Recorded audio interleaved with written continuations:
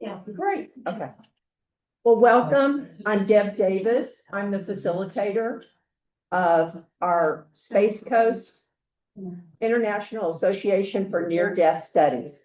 That is the name of our local group. Our organization that we're under is called the International Association for Near-Death Studies. And we are under that as a group. So there are 3 different groups in Florida. And this is one of them. And we're so glad you're here. Yeah. And started. I get what you go. Thank you so much. I hope that you will go to the SCIANDS.org website and look at the conference information. We have several local friends of SCIANDS, our group, that are going to be speaking, and one is Serena Baptista. She'll be speaking at the end of August 26th, 27th, 28th, and it's in Chicago. Are any of you wanting to go to that, or any of you can go to that? Serena and I are going, and I'm taking my daughter. So we're really, we are flying. My daughter's flying from Texas, and I'm going to meet her there. Oh. And Serena's going out a couple of days early because she'll be speaking and doing some small group stuff. So anyway, we're so glad you're here today. I wanted to make sure that you get to that website so that you're familiar with it. And there's a lot of good speakers there that you can get more information from. I want to do our participation gift now. We had a little bit, if I seem a little bit rattled, I kind of am, in that we had put some boxes down and outside, and someone walked by and picked up some of our things and took them with them. And so one of them happened to be a little gift, but we're going to work all that out. And so I'm going to let Angie draw the lucky number as soon as our next guest gets in. We want to make sure she has a chance. These little gifts are being donated by Helga for you. And the reason we do a participation gift is to thank you. Thank you, one, for coming. And then also, if you can help us by growing this little group by inviting people. Ellen invited you. So our group will grow.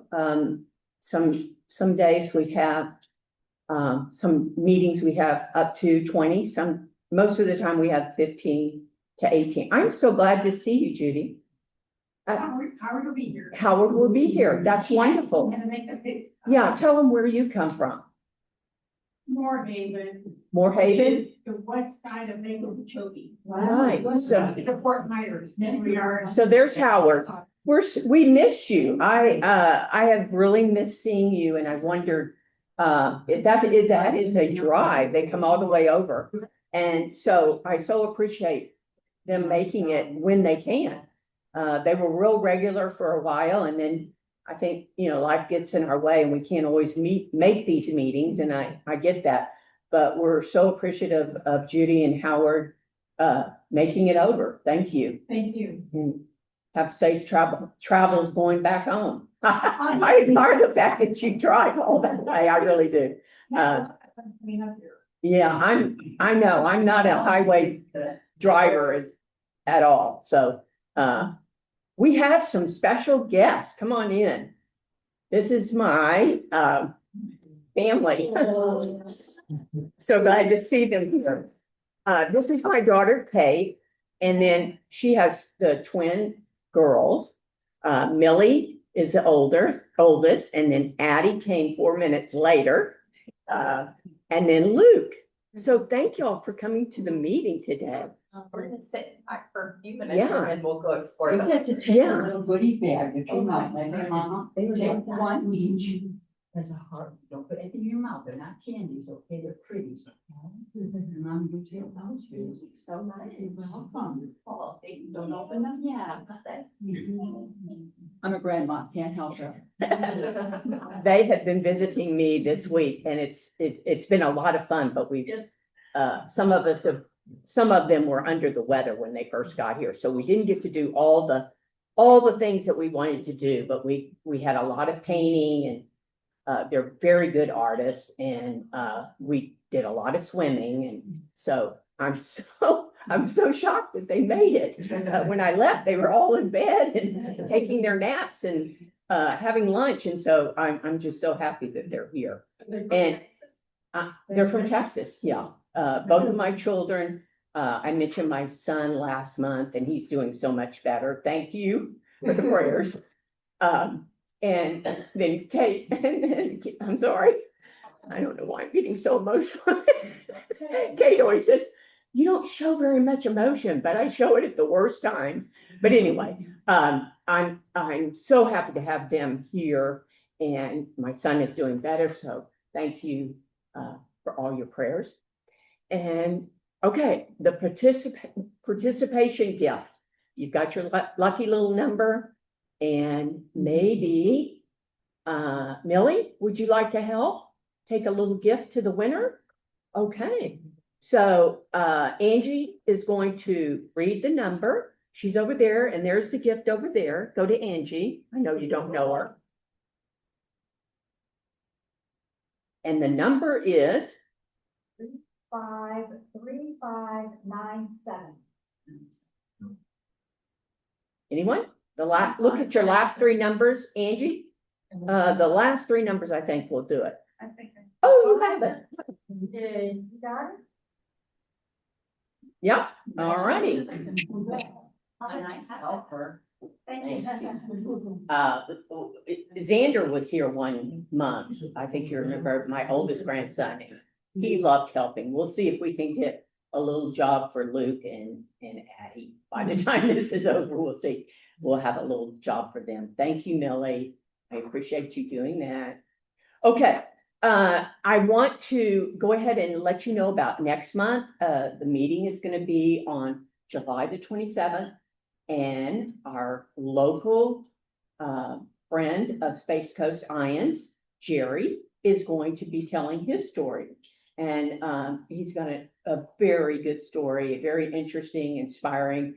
And so we do hope that you can all make it and bring a friend, I'm going to give Sandra as much time as she wants, and I want to get her started in just a second. But I know some of you heard part of her story or some of her story, and she has just, that was her first time, I think, right, Sandra, to get to share your journey. And she has just now been all over the world, right? And I'm going to let her tell you how, starting here, she has now been on so many different podcasts, and she'll tell you all about it. But her story is so interesting and inspiring in that, you know, life is hard sometimes, but she's inspired me, and I thank her for being here today. Come on up.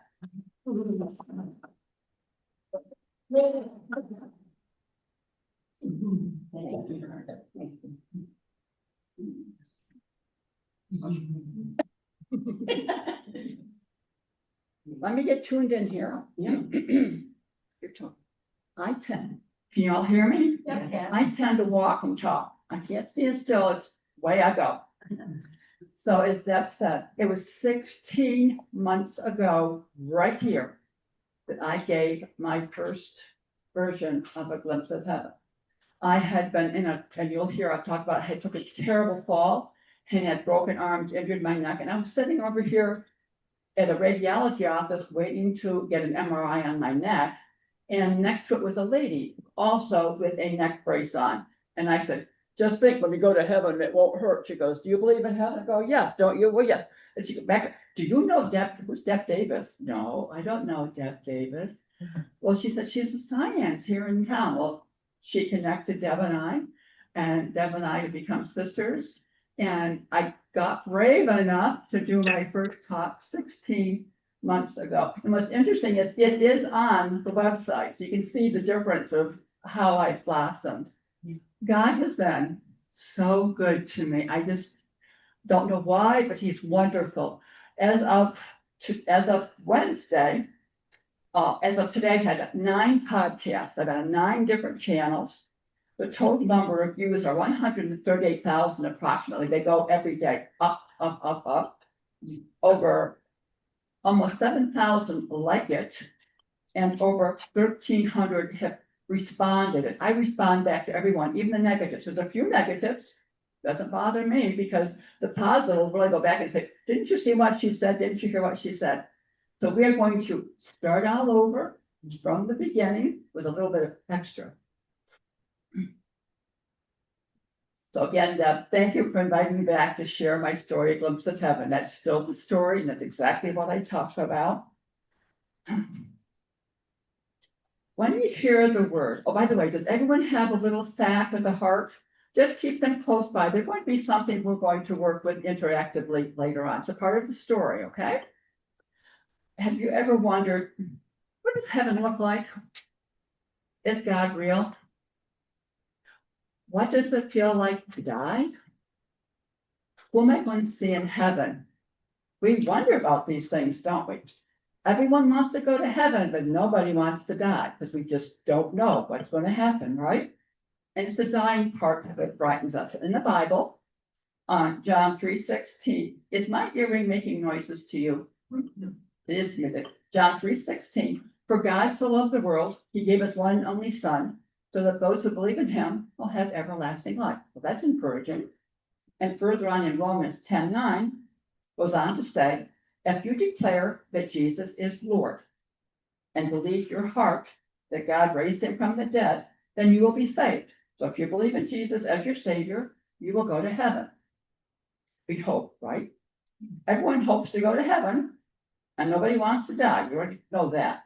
But sometimes people die and come back to share their stories of the other side. And I'm one of those people. Those experiences are called near-death experiences. And I've had more than 2. I think I've had 4 that I clearly remember, and possibly more. I want to tell you about 2 today, the ones that correlate with each other and make me who I am, who's standing here today with you. The first NDE happened in 1953. Now, that was the year that the polio epidemic was going across America. Has anyone here heard of polio? It's a crippling disease. It's a horrible disease. 18,000 people died from polio that year, and thousands were people that were crippled or handicapped. That's when you see the shriveled up little legs and they can't walk type of thing. Well, I wasn't feeling very good. We'd gone to a family picnic and I wasn't feeling so good. My parents took me to the emergency room at the hospital. I was having trouble breathing. And all of a sudden I could not breathe. And I was on a gurney, and when you're laying on the gurney and they pushed me down the hall so fast, like they were pushing me down that hallway as fast as they could go, because I had to get to surgery, or so they thought. Well, a little bit further on, they just brakes went on. They stopped. A doctor leaned over me and he opened my throat.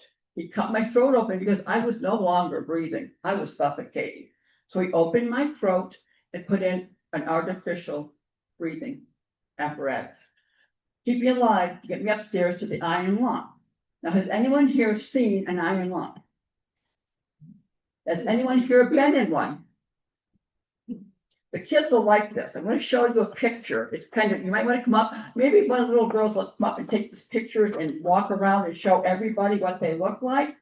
They look like a submarine. And it has windows. That's probably the better picture. I want to show all the people that. Walk around and show it. Thank you. Wow. They pull out the end of the tube and they put your body in there. I was paralyzed. I couldn't move. And your head sticks out of that hole. And you're laying on your back and there's a mirror here. So all you see is what's in the mirror. And you are paralyzed. You can't move and you're in this tube. Well, what it does is the pressure. Thank you. They put me in the iron lung.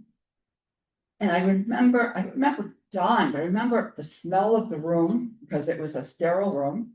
I remember the iron lung is a pressurization, it's an external breathing apparatus. So the pressure of the air presses down on my chest. And then when it releases, my chest comes up. So it was breathing externally for me. Well, I was a very sick little girl.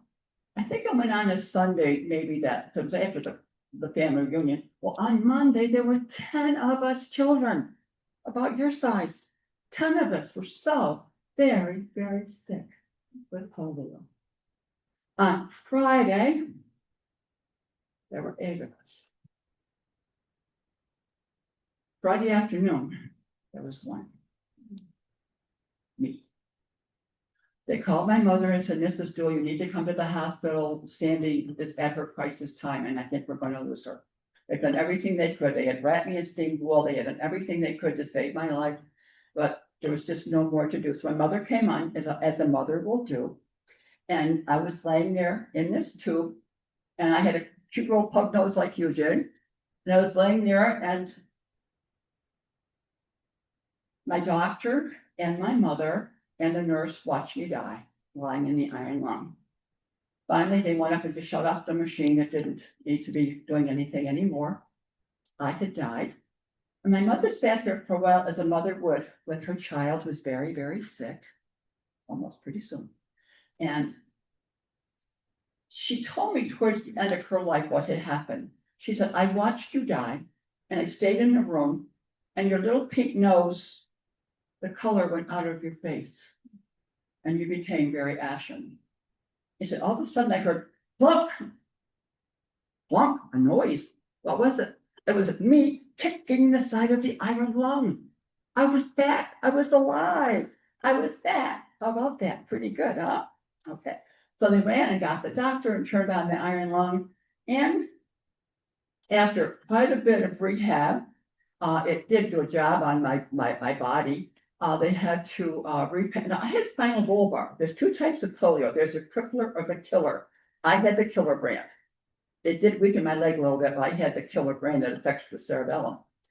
I couldn't talk, so I never stopped talking once I got my voice back.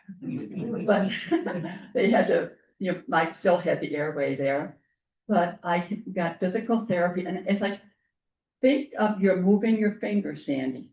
Your brain, think, make your brain think. I'm moving my finger up and down. You have to repattern your brain. Learn to walk with little braces on my feet. Had to learn all over, and had to learn to talk, say words, just like a baby. A, B, C, D. I got better, didn't I? Yes, I did. Well, that was interesting, but I was allowed to visit heaven again. First with polio, then when I went to my 30s, let me tell you about the second time. This is kind of grown up. You'll have to just kind of listen a little bit. I remember this time vividly. It was 40 years ago. I was a woman in my 30s, and I'd had all kinds of precancerous conditions and tumors and biopsies, and it was beginning to be very frustrating. I was still young, but I had my twins. I have twins, Eric and Katrina, I do. And I had Bobby, so I was fine with that. But they just didn't want to do it. Well, finally, my little tumor, the size of a walnut, this big, would be as big as a melon. My poor tummy had a great big lump in it. That was not a good thing. So my surgeon said, Sandy, we really need to do surgery immediately. And fine with me. I mean, I have my kids. I'm perfectly happy. Okay, fine. So he did the surgery, but because my belly was so big, I had an incision right there. I had like a zipper in my belly right there. Well, I woke up. Wow, I feel good. I feel good for the first time in years. I'm not afraid of cancer anymore. It's gone. I feel wonderful. The nurse says, do you want to go for a walk? Sure. I want to get me out of that bed. Well, I started to get up. Well, you don't walk when you have a sore, but I kind of waddled like this. But I went down the hall, and I remember a nurse coming up behind me and pulling my shoulders back and said, stand up, stand up. I remember feeling burning pain in my tummy, searing pain in my tummy. I remember getting back to my bed going, oh, thank goodness I'm home, back in my bed. And I went to sleep. No, it was daylight, about 3 o'clock. So remember, my surgery was early in the morning. I think it was like 3 o'clock. I was ready to go to bed. Well, I woke up, yay, feeling pretty good. It was dark.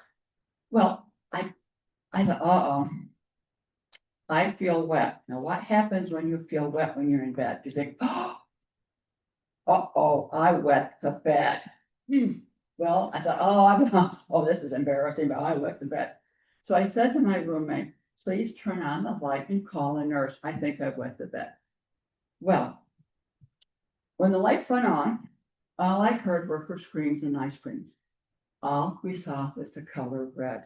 I had bled out. My blankets across my body was all full of my blood. My body was bleeding very fast. The doctors came in, did everything they could to make me feel better. And I don't hurt anymore. All of a sudden, I was up here. I was floating in the air and I didn't hurt anymore. And I kind of turned over and there's my doctor. Oh, he's worked. Well, that's me down there, but I don't really care so much that that's me down there. I'm up here. This is really fun. Wow, I'm floating in the air. Ready for this one? Walk this one around and then come back, okay? Well, as I was up here watching all of this commotion going on, I turned and there in the ceiling was this opening. Don't go too fast. Make sure they all see a good picture of it. Go nice and slow. It opened up in the ceiling. And my body just went up through no effort of my own. And I was like, like a Cessna would fly. Oh, there's Glens Falls. Oh, there's the house. There's my house over it. Look at that. Oh my goodness, West Mountain. I was having the best time. Thank you. Flying all around town.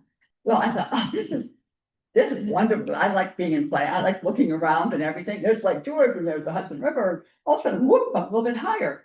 I'm up cumulus clouds, the big white fluffy ones. I was up above where the big jets go.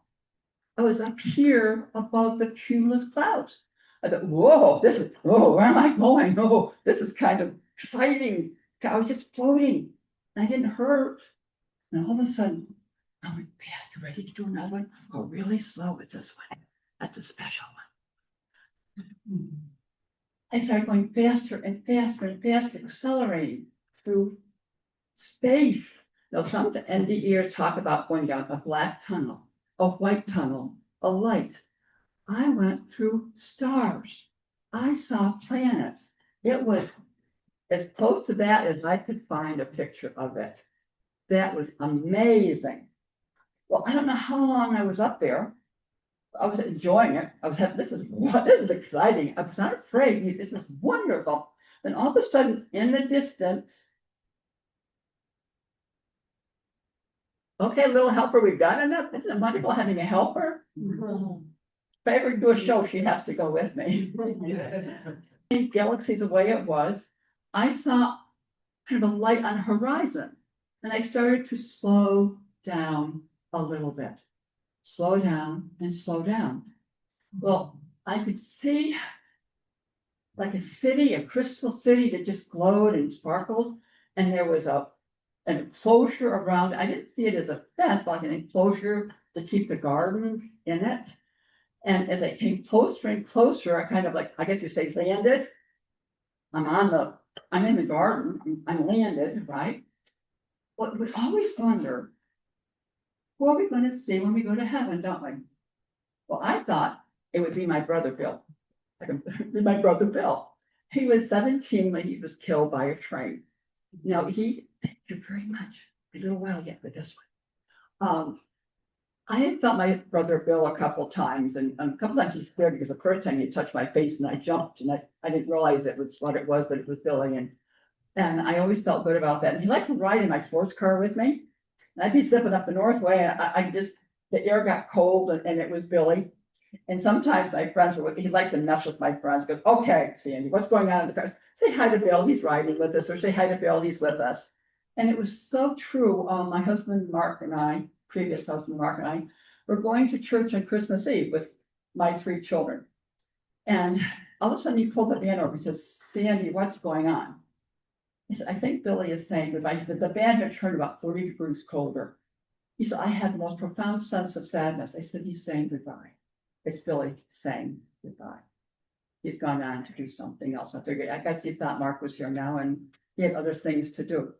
But no, it wasn't Billy. It was my grandpa. Now, I had not seen my grandpa in a long time.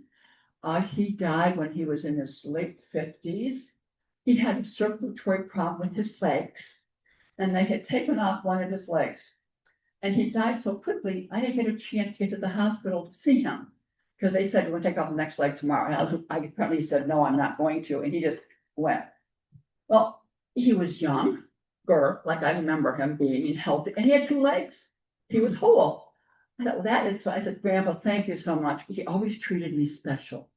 Now, he had many grandchildren, but he treated me, now I look back, it makes a lot of sense. Do you like horses? My grandfather's most prized possession in the world were his 2 Belgian draft horses, great, big, big brown horses, Major and Dan. He let me, at 7 years old, walk those big horses way down the lane to the pond to get them water. No adult went with me. That was trusting me, wasn't it? It's really, he knew his horses, they wouldn't go anywhere, but to me, I thought it was a big deal, right? And when I was little, he would take me to parades and buy me ice cream. Grandpas are nice like that, aren't they? He did good to any other cousin. And when I would visit him at their house, I like to do ironing. I must have been crazy. I like to iron. And my grandmother had one of those rolling mangles, and I loved to help her do laundry.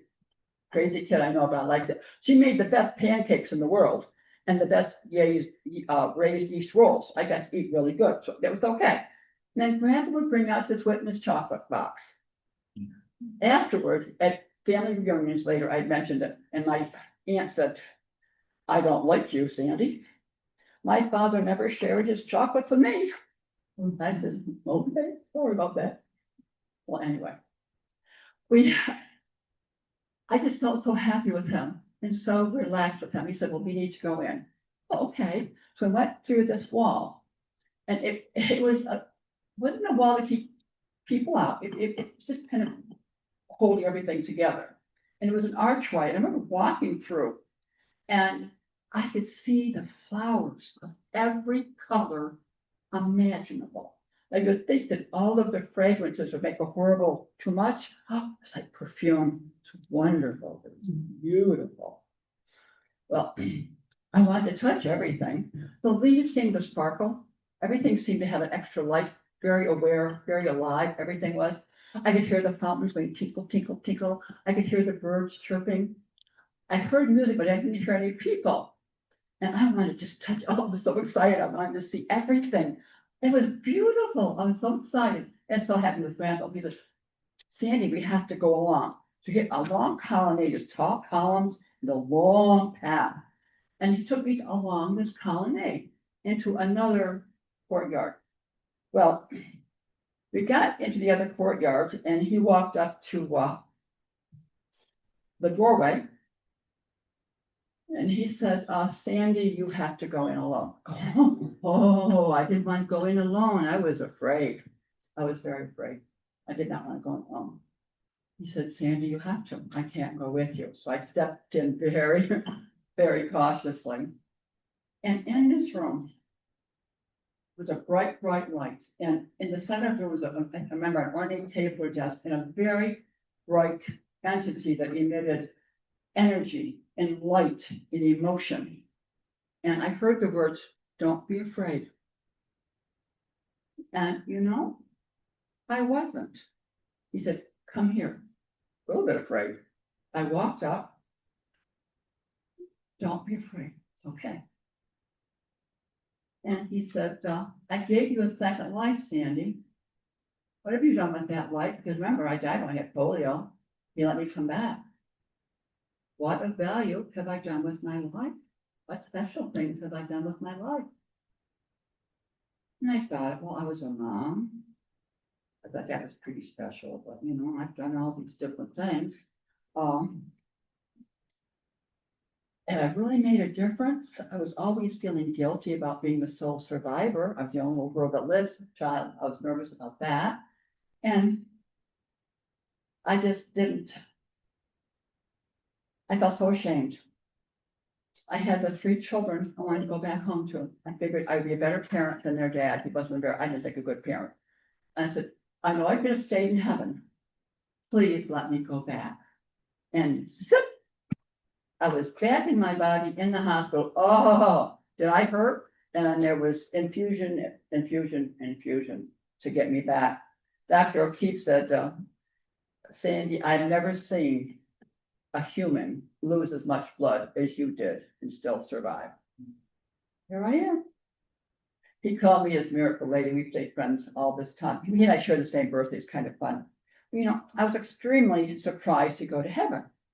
I had a Baptist childhood. I went to Sunday school all the time. I had my little Bible. I went dressed up at Easter time, at Christmas time. I went to church.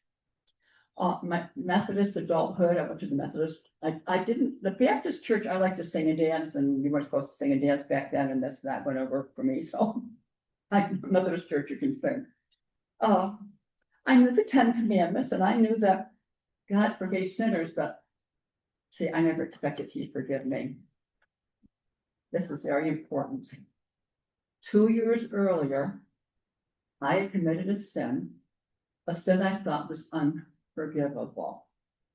It's taken a long time to be able to speak about it. It was always a secret. And this is what it was. And the time I gave this story the first time is the first time I ever said it. And it shocked my daughter because she had never heard it. So this is very important. I had met a man named Carl. I was divorced, and I'd come from a marriage that kind of loveless. He had no romance in him. And once you're married, you know, but we're not courting anymore. You're a wife, and you know, I've raised my kids, and it was a very abusive, mentally and physically relationship. And I finally got brave enough to divorce him. Well, I was susceptible to Mr. Charm. Mr. Charm was called Carl, and Carl got into my life, and he made me feel wanted. He made me feel beautiful, because Dick had said I was ugly and undesirable. No one ever want you. Carl did fun things. He took me to nice places. We went to restaurants, spontaneous, just fun things. It doesn't have to be expensive. Just go for a ride, go to the beach. No, Dick, I'll work, and no romance. Well, Carl was Mr. Romance. Well, it was Christmas Eve, and Carl was coming down to be with my twins, Eric and Katrina.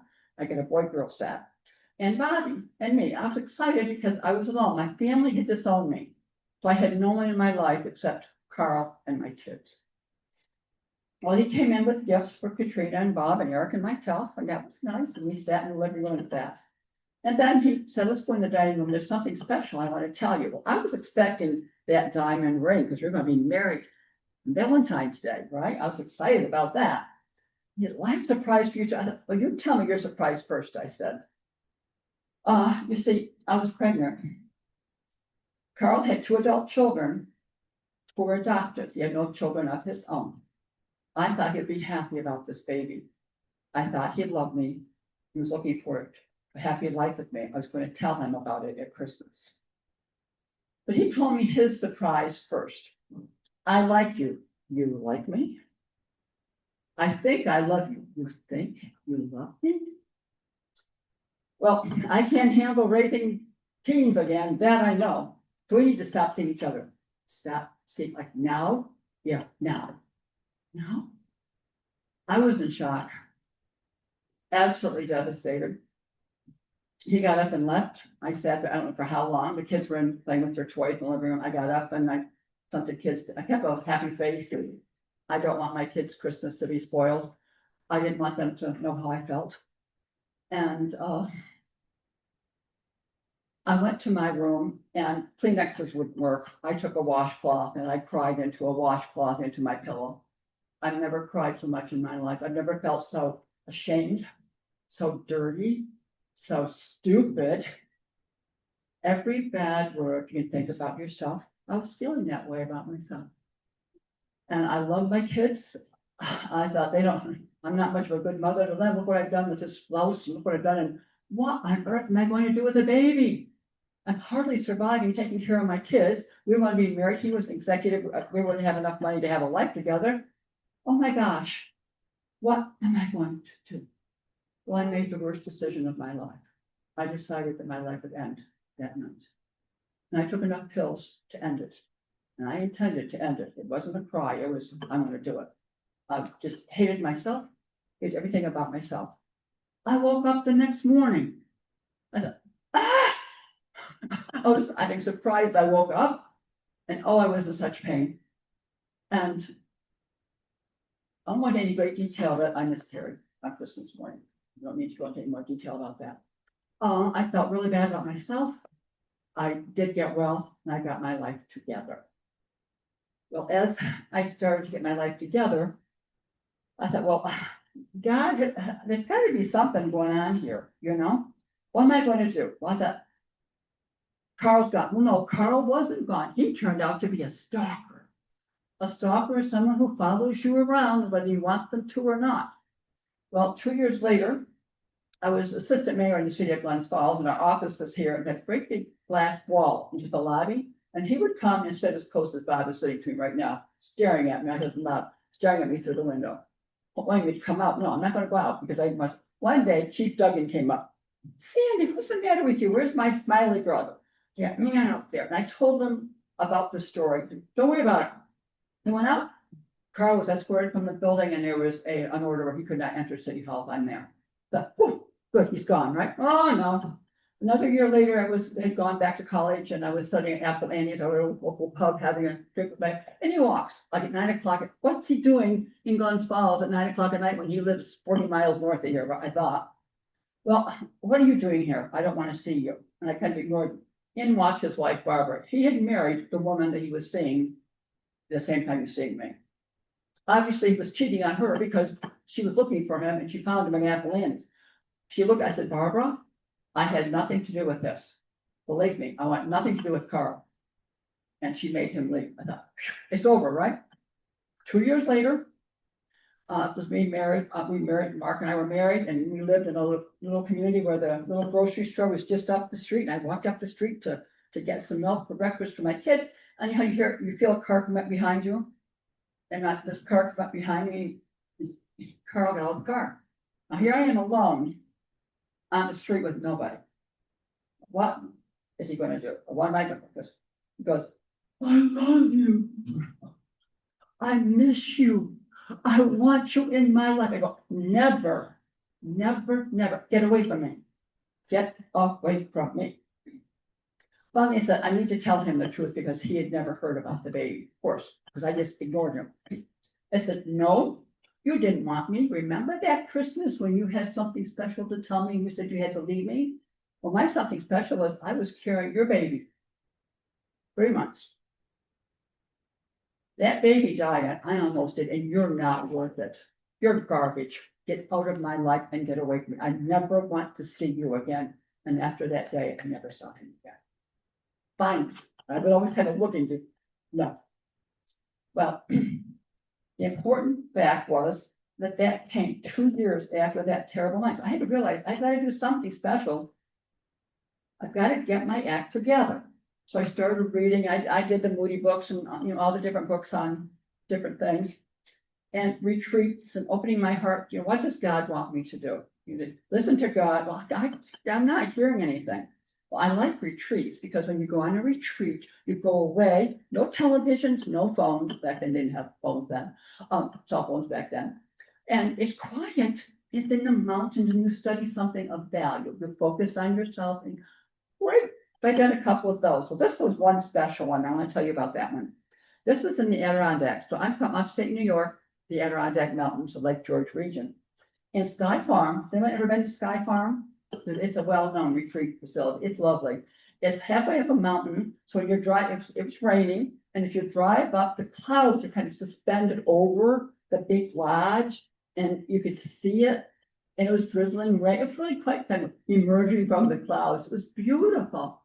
Well, we were there and it was an interesting retreat. It was entitled, "Who's God? Is he real? And what does he mean to you?"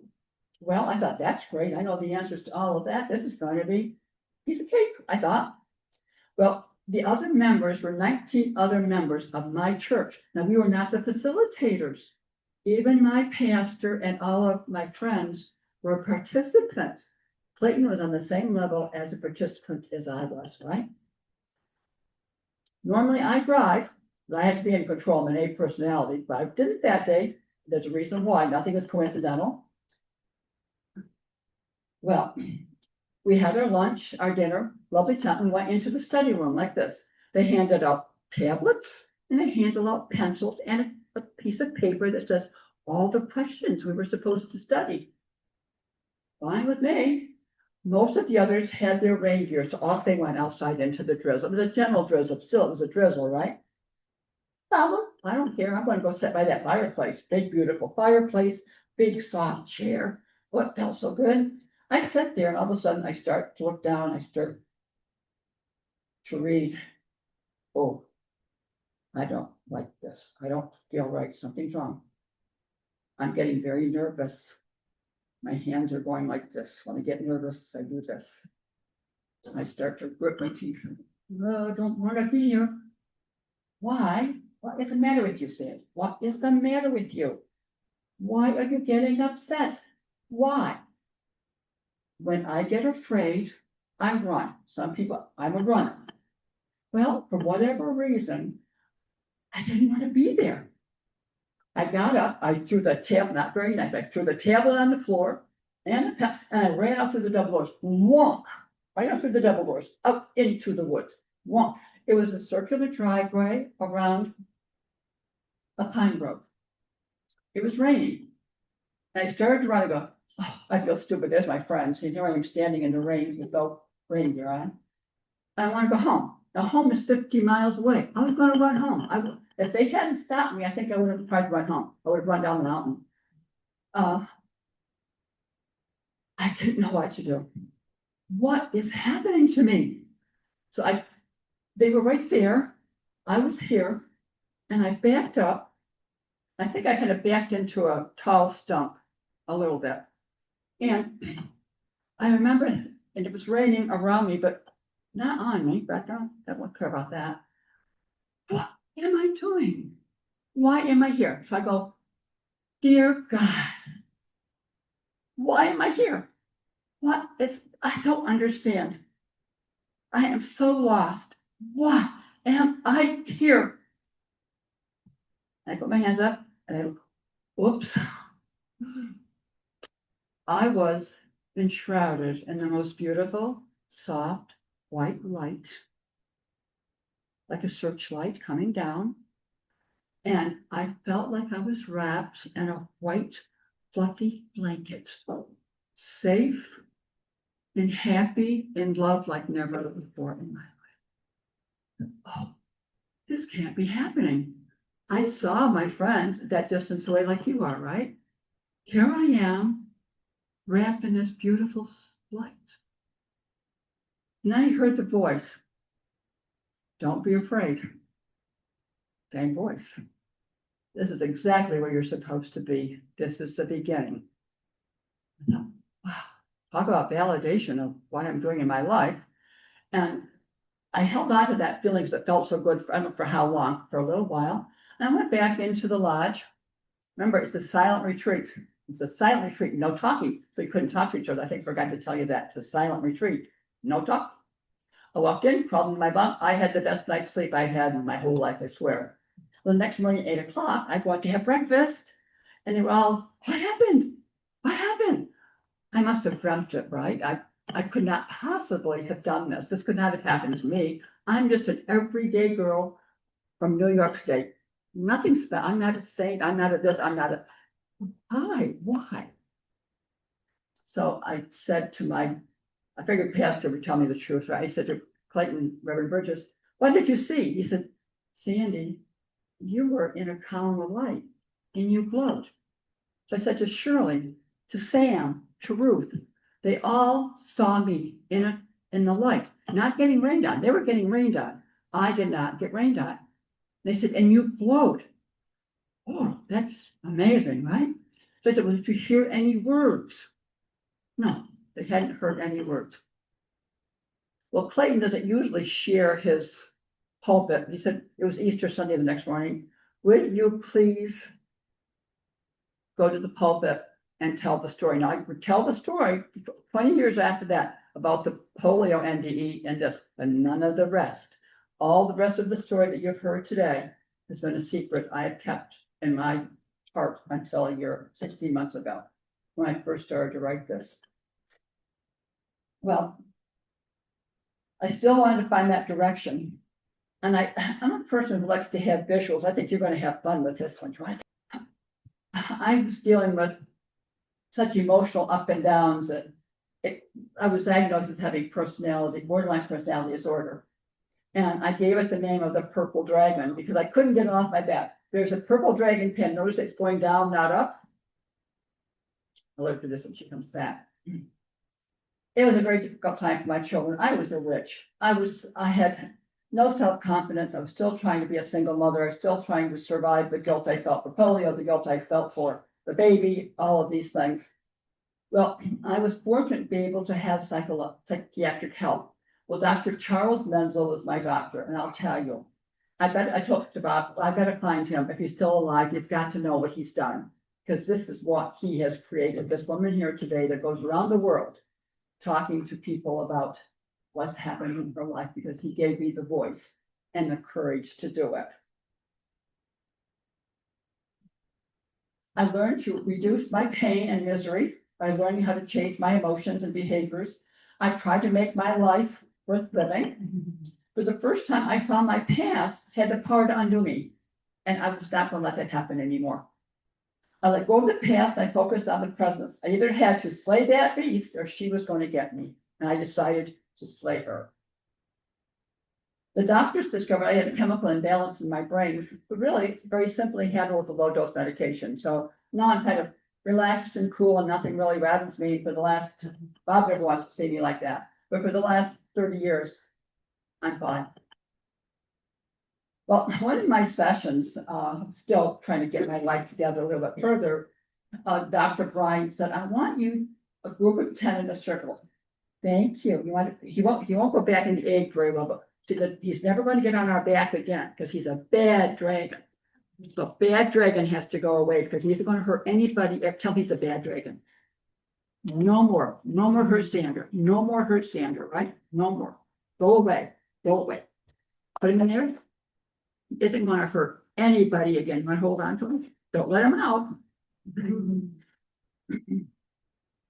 Well, he said, I want you to imagine yourself as an inanimate. Now, what's an inanimate object? Is it a cup? Is it a table? I'm a person, right? I'm a person. Well, the other 9 started talking. One was a lion. The other was a tiger. There were all of these animals that were ferocious. I'm a pussycat, right, Bob? I'm not too ferocious anyway. I must be crazy. I'm not thinking anything like this at all. Nothing. So I said, I prayed, dear God, what am I? And the words came so simply. I'm a Tiffany lamp. I'm broken into a million little pieces of colored glass. I'll never be whole the same again, but I can be beautiful again and shine light again. I'll never be the same. I knew then that I was on my way to recovery. The years passed and I continued to keep my promise to make a difference. I joined High Peaks Hospice, and my joy was one of my patients was a Hollywood actor. He was so much fun. And he and I sang while he was still able to sing. I didn't recognize that. Of course, he was an elderly gentleman. And when I saw the movies he was in, I go, who do you like better, Judy Garland or Gene Kelly? Definitely Judy Garland. And he was a joy. I was the only person in his life. He had no one in his life, and I was his advocate. He was delightful, wasn't he, Bob? I loved James to pieces. And then I went on to I worked at Glens Falls. I thought I wanted to be a social worker. Well, I have a heart that's too big. When something goes wrong with one of my patients a young man did commit suicide, and it devastated me. I really thought I could help him, but LSD got the best of him. I worked as a psychodrama therapist with Glens Falls Hospital, so I still was trying to make a difference. And then I went to work at Saratoga Hospital, they're bringing the women out of Marcy State Hospital. They were closing it up. These are women who really were put in the hospital. They didn't need to be. Family wanted to get rid of them. Most, these are ladies that were so just unsure of themselves. They weren't crazy in any way at all. They were just women that were, they wanted a chance at life. So I brought them back and I brought them gently into the community. I taught them how to manage money. I taught them how to cook simple foods, and home extension would come and help me with that and different things like that. And that until they all got better. So then I needed another job. So then I went on and I talked to small groups, but it still felt incomplete. Well, finally, we need a drum roll, but we don't have a drum roll. So can you go dum dum dum dum dum dum dum dum dum dum dum dum dum? Whoa, drum roll. Finally, on May 2022, the lights came on, the bells rang, hit me in the head with a rock, right, Bob? We were getting ready to go to the pool. Bob was getting up to the car to take out things. I was going to the front bedroom to pick up the towels. And all of a sudden, I felt myself passing out, going down straight back. I thought, oh, when I woke up, like, oh, I in slow motion, I was falling backwards. I had had a laminectomy in my lower spine the September before. I thought, oh no, I'm going to hurt my back. But I remember as I fell, and all 6 foot of me went down straight like a tree, just like a big tree. I hit my head on the glass door and I put 3 plunks, plunk, plunk, plunk, and hit the bottom edge of the frame of the window. And clunk hit the floor. I was on top of my hands right here. Well, the dog came running and Bob came running. I had broken both of my arms, 2 vertebrae in my back, injured my neck and had a concussion. I was hurt, very hurt. Sometimes it takes a rock to get my attention. I think that I got a little bit carried away on this one, but anyway. Poor Bob, he had to shower me. He had like hosing me down. He had to feed me. God, my hands were the size of hot dogs. I couldn't do this. I couldn't hold my water. Bob would put it in front of me and I'd reach down and drink it. He had to feed me like a little baby. He almost drowned me washing my hair in the sink one day. He tried, but anyway. All I could do was sit there in bed. We have a nice little pond behind our house. I was sitting there like with this. My arms were in my cast like this. Hour after hour after hour. I got sick of television. I just was miserable. And I thought, oh. I said, God, I have tried to do everything you want me to do. Obviously, most people die from a fall like this, my doctor told me.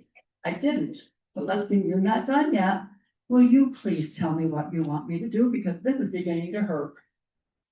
Well, as I sat there, Bob came in one day. I said, please grab a tablet and a pencil. I'm going to give you words. And God did that. It's just like he dictated this. In essence, that's exactly what this is. These are the words that God gave to me that day. You're going to talk. You're going to get well. And you're going to get up. And you're going to tell your story. All of it. I didn't want to tell all of it. I didn't want to talk about the mental health problems. I didn't want to talk about the baby. We're going to talk about all of it. It took a lot of courage for me to do it. But 16 months ago, I found it, didn't I? Well, it was my secret until then. So, especially he said, focus on the Christmas Eve and suicide, the mental health struggles. He forgives us. You need to tell people he will forgive you. You can be forgiven.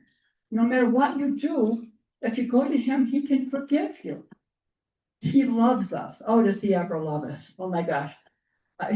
Sometimes I swear I get a hug. I just, oh God, he's right here. Sandy, you're doing exactly what I want you to do. Thank you so much. This promise of everlasting life. Life is just a little blip here on the earth. It's going to be beautiful. It's going to go on and on and on.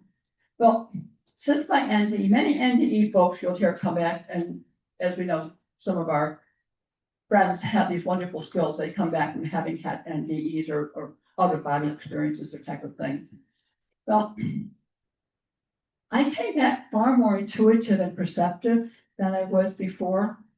I've I can pick up feelings of people in their eyes and whether they're really smiling or not, what's going on in them, or if they're sick someplace, I can sometimes feel that. Well, one of the interesting things God had me do was help 7 people transition. And that's truly helping them. And I want to tell you about one, just to show you how God works miracles. I love my brother and his wife, Diane. Her mother-in-law's name was Caroline. Now, we were with Caroline when the husband, Charles, died. They sat with the family, and I said, don't talk about him when he's here. I said, he can hear you. So we were putting that swabby thing in his mouth, just that awful tasting thing. I go, don't you wish it was an orange popsicle, Charles? He goes, uh-huh. I told you he could hear you. Well, that's what he said was, uh-huh. Well, anyway, I had been with Caroline and with Diane, and I visited Caroline, and it was getting towards the end of her life. But I checked with her. I was in New York managing a large senior, an independent senior community. My boss was up in Burlington, Vermont. I called Diane. I said, how's your mom doing? Because the boss wants me to come up to a meeting in Burlington this weekend. Oh, mom's doing fine. The nurses says she's doing fine. Oh, okay. Well, let me know. So Bob and I drove, how many hours is it? 3 hours up? Yeah. 2.5 hours up to Burlington, which is like 3 hours from where my brother was, right? We went to the meeting. That night, Charlie likes to take us out and show us a big time on the town. Take us out to dinner. I came out of the class. I said, Bob, we have to go now. We have to go now, didn't I, Bob? No, now. And I said to Charlie, I'm sorry, Mr. Brush, I have to go. And he did not like that. I have to go now. I just don't know why, but I've got to go now. We got in the car. I said, don't head for home. Head down straight to where Troy, New York is, my brother's, where the mother's in the hospital. About halfway down, maybe an hour into our trip, where are you, Sandy? Diane, my mom is fading fast. I need you. I'm on my way. We're coming. I'll be there as soon as I can. So Bob got us there safely, kind of fast. We got there. We walked in, and Caroline was this I'll let you, I don't have a big picture of Caroline. I think you want to show this picture. She's a beautiful, pretty lady. Can you show them that pretty lady's face? She was a lady. And when I walked in, you could tell from her body language that she was relaxed that I was there. She was relieved that I had arrived. Well, then Bob and Doug came into the room, and she got agitated. Something's wrong. She's kind of a Southern lady. Ladies don't want men seeing them when they're not pretty and not feeling right, right? That's how Southern ladies are. So I said to Caroline, she was unconscious, but I know that she could hear me. Do you want the boys to go? She relaxed immediately.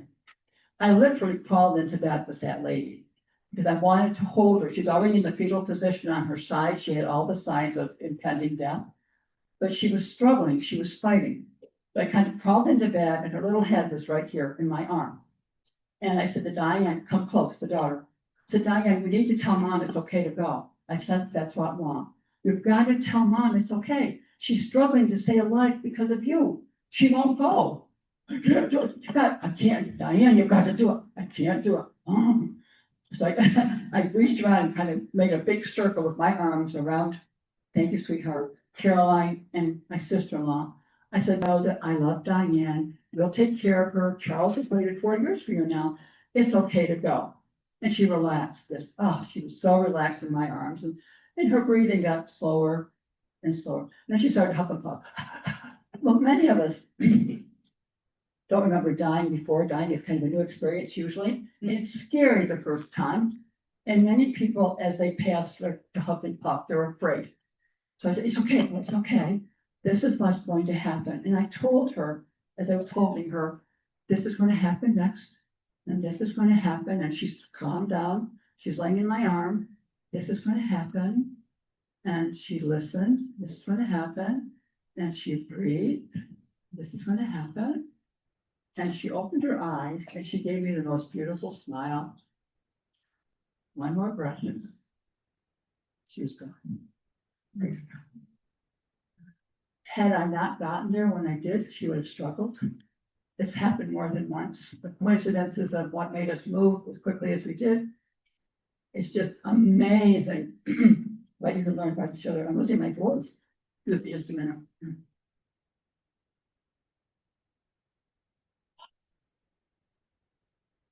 Well, sometimes I also see seeds, excuse me. When Bob and I were married in September, he had a beautiful wedding. He was getting ready to get the wood stove ready for hunting season, so he was putting in firewood for that. And he went to work and he called me all upset. I've lost the wedding ring. I was over at camp putting in firewood and I can't find the wedding ring. Okay. So where is it? Where is it? It's in the fire. I see it. It's in the fire. It can't be in the fire. I see it. It's in the fire. Well, the next day, Bob went over and looked in the wood pile. It wasn't in the wood pile. Went over to the wood stove and pulled out the tray, and guess what he found in it? That ring, just like that. It had been in a high intense fire. It did not get melted. It did not get damaged in any way. That's not a coincidence, is that? God has done so many wonderful things for me. Well, now it's time for you to go to work. Open up your little bags. Everyone, please take out your heart and hold it in your hand. Now, heartbreak is real. We've all felt it. I have numerous times. We all do. It's a part of life, isn't it? And sometimes I never thought the word broken heart meant anything. It does. It's tangible. It's pain that just does not go away. It's incomparable pain. Well, when I was going through this, I had to find a way to heal my broken heart because it was broken in so many ways. I did not find this in a book. I did not read this. No one taught me this. I taught this to myself. I want you to imagine your heart, hold that little heart in your hands, if you will, and put it on your chest against your heart, please, as I talk to you. Now imagine your heart. See this picture of the heart? Picture your heart fractured. You know how an advent calendar had little drawers? Picture that heart with all its little sections. See that? Want to walk that one around too? Have to deal with it. Don't go for the big stuff because we can't deal with the big stuff. Go in for like a little bit. Like maybe Aunt Bessie was mean to me. She opened the little door and said, okay, Aunt Bessie was mean. Take out Aunt Bessie and throw her away. I don't need this. Remember something good about Aunt Bessie. Maybe she was nice to you once. Put that in there. Put in some sunshine. Close the door. Go to the next one. As you go through the process and you start to face your boxes, your pains, you'll find out that one by one, they're letting go. But you start to find yourself standing up taller. You'll find yourself breathing strongly, and you'll find out that your heart is not so broken anymore. I want you to keep those hearts. Do not put them in your pocket. Do not hide them in your purse. Take them home and put them someplace where you're going to see it every day as a reminder, not what I said, what you felt about yourself, that. We've been given that gift of life. It's a gift we call life. Death is not the end of life, it's just the beginning. So learn to forgive. Please don't say, I wish I had done that, or I wish I had done something else that doesn't make any sense at all. Learn to forgive yourself and forgive others. Enjoy every moment. Enjoy children. Enjoy life. Remember the part where I said I was a broken Tiffany lamp? See those little beads you have in your bag? What did I do with your? Oh, there they are. See the little. My purpose in life is to share what I have learned from living the life that I have, of sharing the parts of my life with you, to bring hope, love, forgiveness into a healed heart. Remember, what does a lamp do? A lamp shines down, doesn't it? I don't want to be a lamp. I don't want to be fixed to be a lamp. The lamp serves only that person that owns it. That's what my purpose is. My purpose is to take my light and to share it with the world. So what we're doing is, I'm giving each of you a piece of me right here. We'll give it to Grandma. We'll give it to your grandma, okay? I want you to take your little heart, little pieces of me, and take them with you and give them away. Tell them, I learned something today about myself, and I want you to take this as a love gift from me. Take my little pieces of glass with you.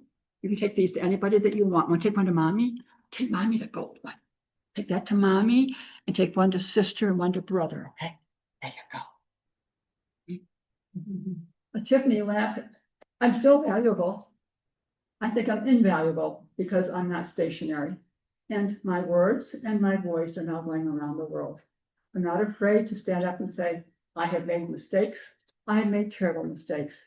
They do not eat me. They do not define me. They've given me the power to stand up here and say, God is wonderful. And I am so blessed that he has chosen me to be his messenger. And that's my story. Any questions or comments? I'm open to answer any questions you might have. No? Oh, come on. Did you hear anything that you think resonated with you more than the other? Any part of it that meant anything to you? Yes? I'm curious to hear more about your experiences where you were feeling your brother Jenny in the room with you. My brother Billy or my grandfather? Yeah, Billy? when you were feeling your brother. I was always close to my brother Bill, and I'll tell you some more of the details since you asked. Billy was 17 years old. My father purchased a new big truck for the business, and my brother had gone to see his friends. And my husband Dick and I had just found out that we were expecting a child turned out to be twin, but we were going to Maine. Now, when we come across from Maine and hit Pico Peak, we always turn on the radio. As we turned on the radio to WWSC, there has been a train accident at Clark's Corners, and I said to Dick, turn it off. I can't hear the sound. I would have heard my brother had been hit by a train. God stopped me from getting that message that far from my house, an hour and a half from home. I got home. I called my mother. She didn't answer the phone. I called my aunt. She goes, there's been an accident. And she hung up the phone and wouldn't answer the phone. Finally, at 3:15, my mother called to say, I'm at Ollie Medical Center. Billy was hit by a train and he just died. Now, my greatest regret is that my mother did not give he was 6'3", tall, handsome Norwegian. He was a gorgeous young man, strong. When he hit the train, it was an unmarked, when the train hit him, an unmarked road across the end, an oblique angle. So to get up on the track, you have to look back. It was high corn. The train coming up is unmarked. He had seen it the second part because he had started to turn the truck because it caught his right bumper and dragged him down. It was going like 60 miles down. And it dragged, back then they didn't have seatbelts. When I went to see him, I expected, he was laying on his coffin, he looked beautiful. But I knew that he had been thrown from the truck. He had his heart would not stop. That was like at 10 o'clock in the morning. His heart would not stop until after 3 o'clock in the afternoon. His brain was destroyed. The heart would not stop. My mother did not donate his parts. I don't know. So get on further about Billy. I was pregnant and I was going to name my son Billy. There has been no other Billy in the family since my brother died. I did not name Eric William. I've never called him Billy. And I went to my brother's funeral and I just felt so lost, like a part of me had died. And one night I was laying there in bed with my husband who did not show me affection. And I was laying on my left side like this and Dick was behind me. I felt this hand on the type of a hand that you'd have a caress, a gentle caress on my face. And I thought, that can't be Dick. That's not Dick, right? And I opened my eyes and there was this white brightness right there. And he went like that. I'm sorry, I didn't mean to scare you. It was Bill. And he was so real to me. And I felt his love. I just wanted to touch you. I just wanted to see you. And then I'd be riding in the car. But he was so real. It was, a loose shade of light. But it was Billy. There's no question it was Billy. And then my son, Bob, was in a shooting at his college in New York. And he came back and he went into his dorm. It was dark. And he saw his roommates being pistol whipped. And Bob's a great big, 6'6", soft spots of a gun, walked in and they had guns drawn. Bob didn't realize the guns were drawn. He backed up. The guy shot Bob. My son was in a bubble. People saw this. There's an article in the paper. Bob, we couldn't miss Bob. The bullet was in the wall behind Bob. He said, Mom, I was wrapped in a bubble. I felt like I was held in a glass bubble. I saw the gun fire. It didn't touch me. I think Billy was still there helping with that, and I thank him for that. But I was never afraid of Billy at all for that. Does that answer any of your question about him? He was, as I said, that was my great, his heart was so strong. He was so handsome that his body parts were all excellent, you know. My mother said, I never talked to him about it. I just didn't know what to do. And she was so, you know, upset by it. She just couldn't deal with it. But he was extremely handsome. And he makes a beautiful angel, I'm sure. And I'm sure he's doing other things, but he was extremely tangible to people riding in the car, because he was kind of mischievous, you know, he likes to mess up my friends. But when I knew that he was leaving, I felt extremely sad. But Mark sensed it too. He's saying goodbye. And I have not felt Billy since, have I, Bob? Since I've known Bob, I haven't. And so you think that then that spirit of Billy or the soul of Billy has gone to another realm, so to speak? Mhm. So that he is. I think he's busy doing something else and doing other things. And that's good because he's helping other people. My life is full. And if he's helping other people or whatever lives we could live, I'm sure I've been here before. Sometimes when you go to a museum, have you ever noticed when you go to a museum, something seems extremely familiar, but it shouldn't be. Like when I go into the Egyptian Museum, don't tell me what it is, I can tell you what it is. And this type of thing that we've lived here before, we just don't remember the details of it. We don't remember dying, but I remember living. And this life, I hope I get to stay in heaven this time. No, I don't really want to come back if I don't have to, but. Any other questions or comments? Does anything hit you at all? No? Your beautiful story. Well, it's a true story. It is the true story. It is. Fascinating. Yes. When you have trouble forgiving yourself.